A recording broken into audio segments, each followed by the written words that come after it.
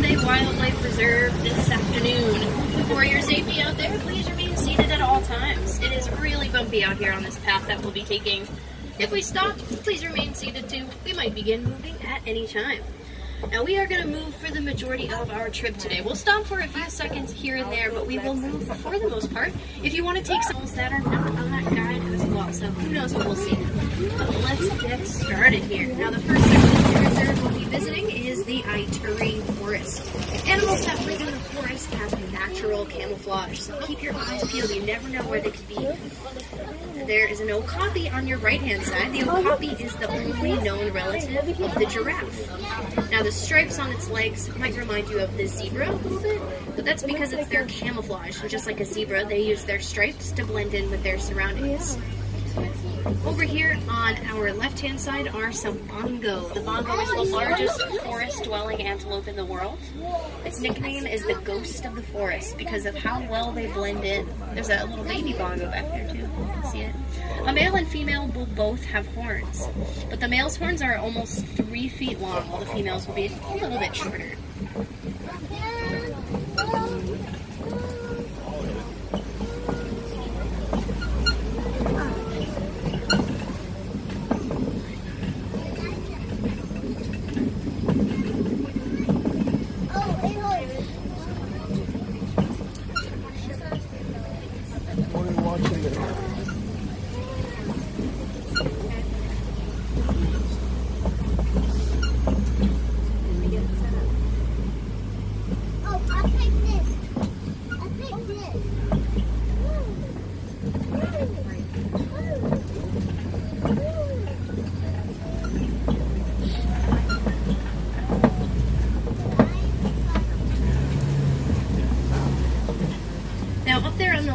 Side, you'll have another really great example of that natural camouflage. There's a greater kudu back there. See if you can find her behind the brush. It's really tall, very light tan color. Kind of looks like a really large deer. So that's a female greater kudu. The male has horns, actually the longest horns of any antelope, and the female has no horns at all. Now, animals that live in the forest unfortunately face many concerns, and one of the biggest concerns is loss of habitat, which is called deforestation. There's something really great that we can do that helps these animals, and that's recycling and conserving paper. So that's something you can do in your everyday life that has a really positive impact on animals here in Africa and all around the world. In the Safi River here on your right, you might see something that looks like a rock. It's actually a hippo, all the way off to the right-hand side, kind of along the edge of the bank. So that is a Nile hippopotamus fully submerged in the river. This is one of Africa's largest animals. They can weigh close to 5,000 pounds. Being so large, they stay in the river all the time. Hippopotamus actually translates to river horse. You'll see another one here on our left. The hippo is nocturnal, so it tends to sleep for most of its day. There's one that kind of seems to be active. That's pretty cool. They can hold their breath for about 8 minutes at a time, so they'll stay down there for a while. They'll come out on the banks just to graze on the grass, but for the most part, they just stay in the water. Get air every once in a while, see. Go right back down. Now, on the island next to us, you'll see a few pink-backed pelicans. They have a pinkish back, but it's only in their mating season. Looks like a few of them sitting on nests right there. They are very social birds. They're called colonial nesters. So they nest in groups with other pelicans. Sometimes up to 500 of them will all be spotted in groups together nesting.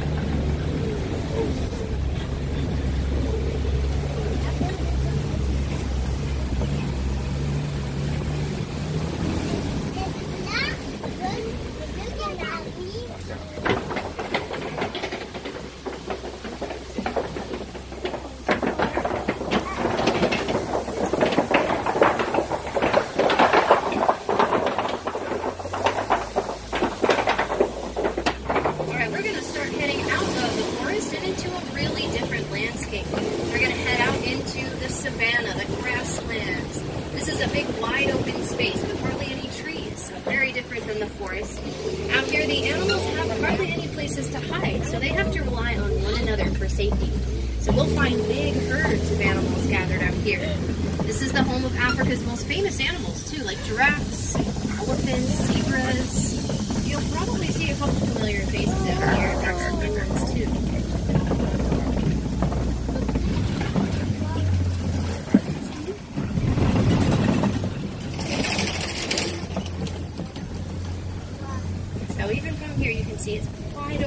space to see for miles. I think I even see a couple animals already, so let's head over there.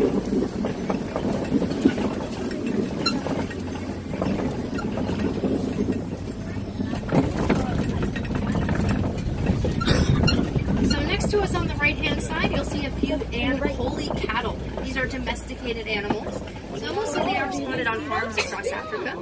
They're seen as a sign of wealth here in Africa too. So if you have a lot of these cattle on your land, it means you are of very high status. Those horns can average up to 4 feet in length. Now they're pretty light though. Their horns only weigh about 5 pounds, and it's because there's a honeycomb-like structure on the inside. So the horns are not solid. They're almost closer to being hollow.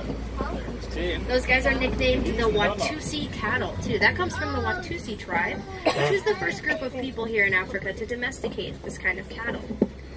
Now, there's a cave on your left. Now, there's a hyena on top of the cave, a little bit behind, kind of along the edge of that rock wall back there. It's a spotted hyena, one of the predators here in the savannah. A nocturnal animal. Yeah. So they'll definitely be sleeping during the day. They're active at night to hunt, very vocal at night as well. It's when you're hearing all those cackling, giggling sounds that you might associate with the hyena. On your left-hand side are sable antelope. They're chestnut brown, so that means they're females. The male sable antelope is almost jet black.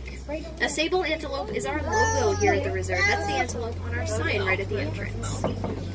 On both sides of the screen, you'll see springbok, very tiny antelope, but also some of the world's fastest animals. A springbok is actually the 3rd fastest animal on land, and it can reach up to 60 miles an hour when it runs. And they're called springbok because when they get excited or scared, they will jump up to 6 to 8 feet into the air, which is known as pronking. So they'll spring across the savannah. The springbok is the national animal of the country of South Africa. It's also the mascot for lots of their sports teams.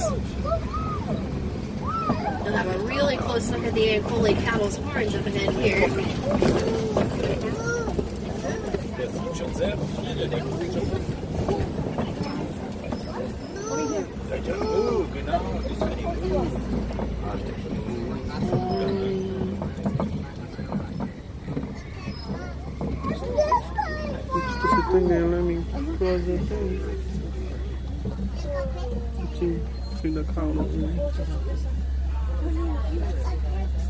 Oh my god, look at those horns. Look at those horns. Be careful. There's a big guy. Hey,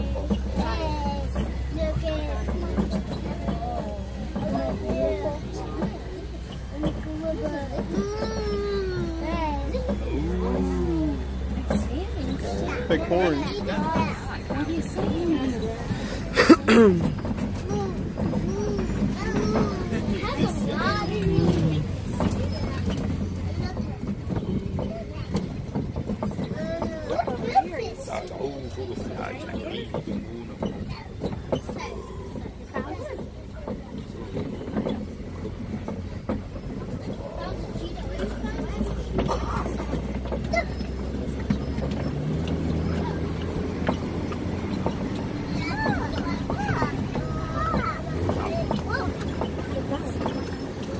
Up ahead is probably one of Africa's most famous residents and also the world's tallest animal, a giraffe. I think we'll see a group of them here. Left. Now, a group of giraffes is called a tower. Pretty fitting. The giraffe can reach close to 16 feet in height. There's actually 4 different kinds of giraffe too, and what we're looking at here are Maasai giraffes. The tallest of all the different kinds. It has a purple tongue. Do you know why?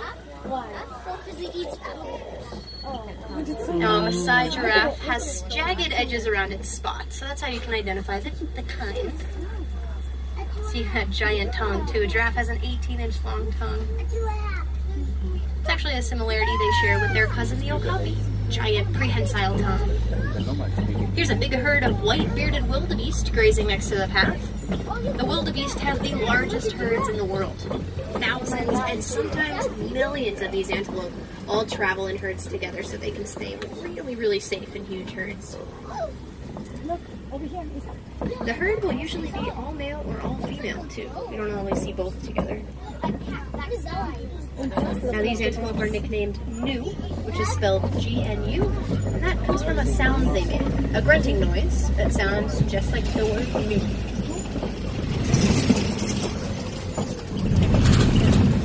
We're going to check out a few watering holes now. Water is real scarce out here in the savannah, so maybe we'll be lucky to spot a couple animals around here.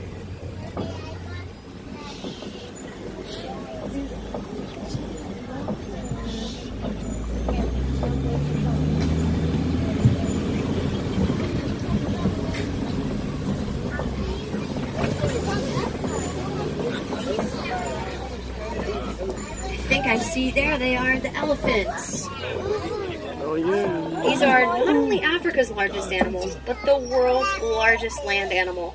The African elephant's almost 10,000 pounds when it's fully grown. We're actually looking at a mother and a calf here. You can see there's definitely a younger one. They're on the move. Now, a male calf will stay with his mother until about age 13. At that age he's considered mature, so he'll usually leave the herd and he'll go off on his own. A female calf stays with her mother and the same herd of females for her entire life. Female elephants are always in herds. They're very social animals. And then the male, he tends to just stay by himself. Alright, we're going to get across the old bridge here. Once we cross the bend around there, see if we can maybe spot any other... Uh-oh, hang on. Something sounds a little off. Oh, that's not good at all. Everybody went on the right!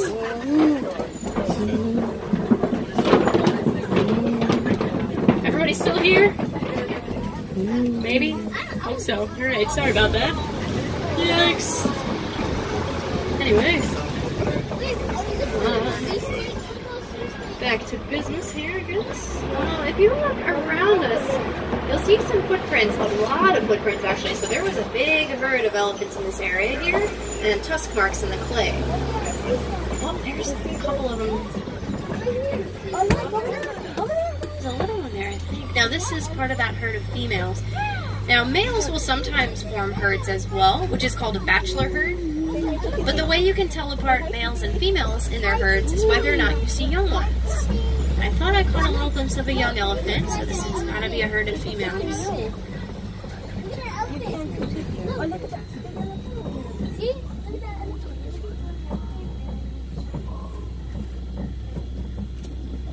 They seem to be on the move somewhere. Let's see if we can catch up with them. Elephants often migrate in search of water. There is another watering hole in this area, so they might be heading over there. Now, elephants have pretty sensitive skin, and it can get real hot out here in the savannah, so they have lots of different techniques to stay cool. You might notice they look a little dirty, so one technique is to just cover themselves in mud. It works like sunscreen, too, so it protects their skin, and of course, a nice mud bath cools them down. They also just splash in the watering hole, of course, if they can find water. And those ears are really useful. You can see them flapping around. That just means they're a little warm. So the ears flapping helps cool them down too.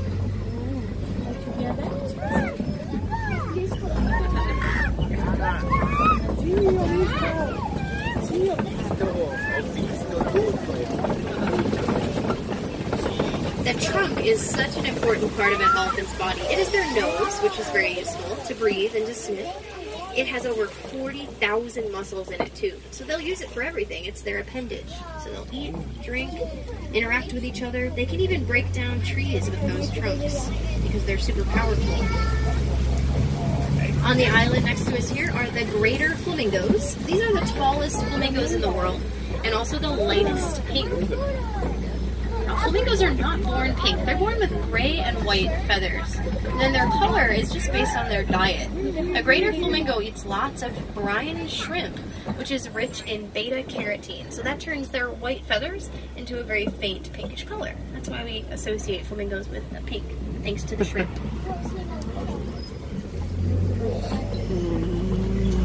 We're going to start heading on toward the eastern part of the savannah in a moment. You're going to see a platform up here on our left. Our Floridians will use platforms like this one here are all around the reserve to keep an especially close watch to make sure there are no signs of illegal poachers.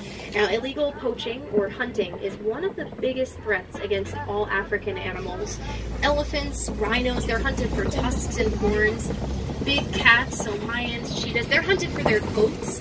Animals are even hunted for their meat. And these animals have become so endangered because of this hunting, so we like to keep an especially close watch to make sure they're staying safe. There's a little glimpse of a rhino back there. I think it was a white rhino. Let's see if we can get a closer look. This is a water buck as well, the brown antelope there. It's a female. A male water buck has horns, a female does not, so it's an easy way to tell them apart. Water buck drink lots of water, like their name suggests. So they'll always stay near a water source. They also dive right into the water as a way of staying safe against predators. So they rely a lot on water, which is different than other antelope. The white-bearded wildebeest can last almost 5 days without needing water at all.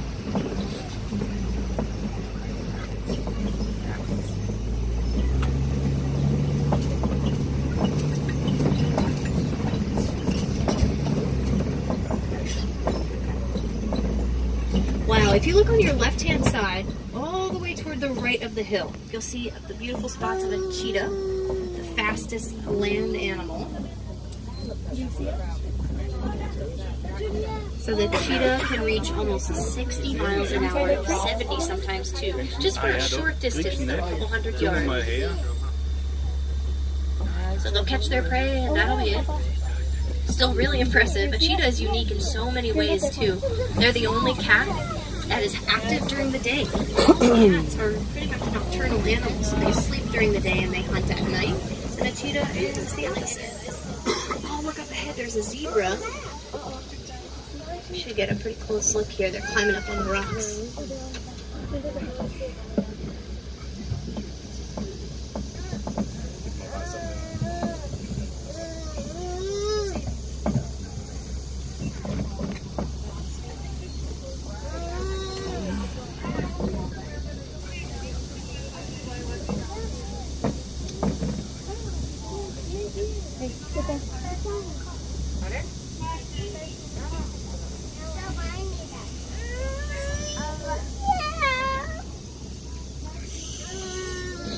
I think there must be something standing in the road up ahead of us here. There might be an animal blocking the path.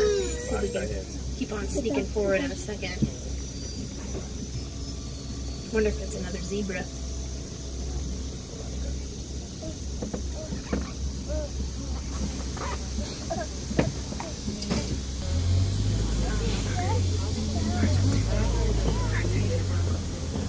So up ahead there's the beautiful Grant's zebra. There's 3 different kinds of zebra here in Africa. And the Grant zebra has really thick stripes.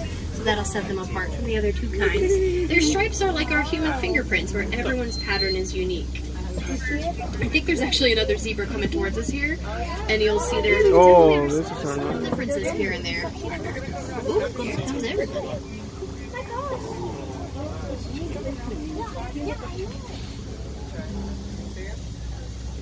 They're coming this side? Yeah. Oh no, they're coming this side.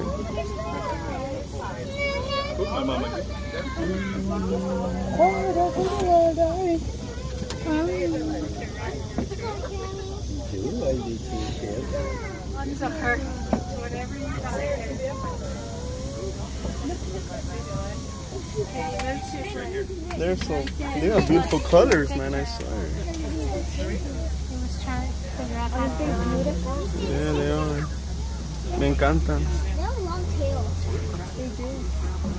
Ahora.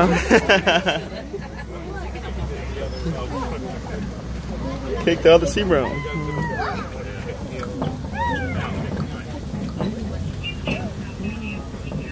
Pasan a mí.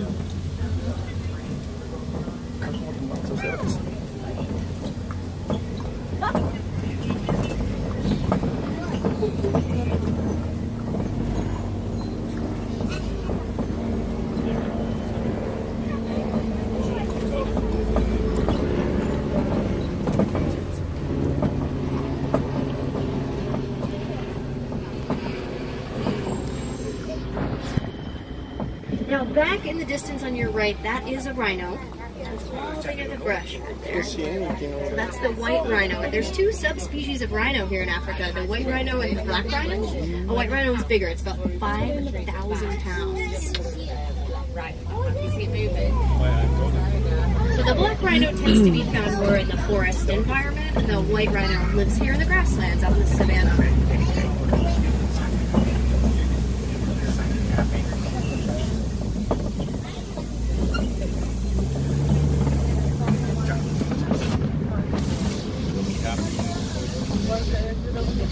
I see some warthogs up ahead here. If you look on your left, oh, look at their burrows in the ground too. Oh, there's actually one in the burrow down there. So the warthog digs a burrow as a home. It's their protection. It's their place of safety from danger. There's one relaxing in the dirt right there.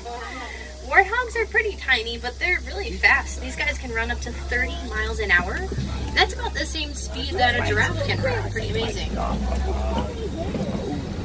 Probably the last one. Now, if you look on the right-hand side on the ground, you'll see a couple ostriches' eggs. And the ostrich is a resident here in the savannah, and they are easily the biggest birds in the world, so they lay the biggest eggs too. Those eggs can weigh close to 3 pounds each. And then the ostrich can be up to 8 feet tall, which is about the height that we are sitting on this truck here. They're huge animals.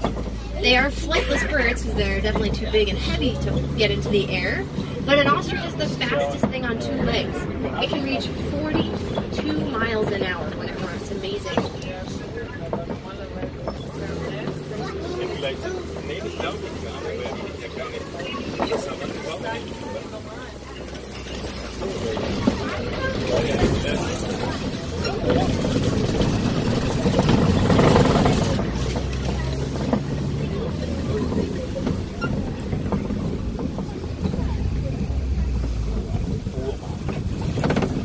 On the right-hand side, you'll see a yellow-billed stork perched on the rock. Now, these are carnivorous birds, so they'll eat anything. What do you mean carnivorous? Frogs, snakes, other birds. There's one, I think, looking for fish in the water there. If you look on the right, kind of down that path, you'll see an antelope in the woods back there. That's the scimitar horned oryx. That kind of antelope can go almost 9 months straight without drinking any water. Very useful out here in the savannah, since as you know, that water definitely can be a little bit scarce sometimes. Alright, now these gates mark the very edge of the Harambe Wildlife Reserve, so that means our expedition is going to be coming to an end in just a moment here. At the end of the road is the Warden's Post. I'll drop you guys off there, and your adventures can continue here in Animal Kingdom. So as I mentioned before, recycling is such a great thing we can do that has a great impact on these animals, an easy thing to do every day. There are lots of other great things to do in our everyday lives that really help these endangered animals. One of the best things and one of the easiest things to do is to just talk about them. Share something cool that you learned today with family or friends. Share some of those really amazing photos or videos you took too. And by doing that, we are helping raise